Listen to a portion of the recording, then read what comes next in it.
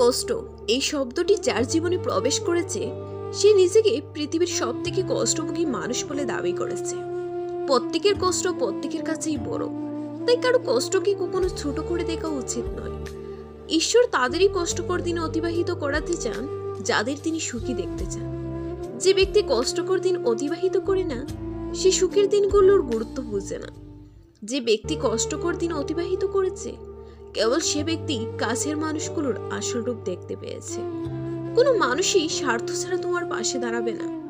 যখন তুমি ওই মানুষগুলোর স্বার্থ পূরণ করতে অক্ষম হয়ে যাবে ঠিক তখনই তুমি তাদের আসল রূপ দেখতে পাবে।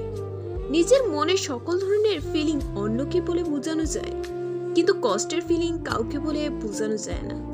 কষ্টের ফিলিং বোঝানোটাও কষ্টের কাজ, যদিও এ কাজে কখনো সফল হওয়া যায় না।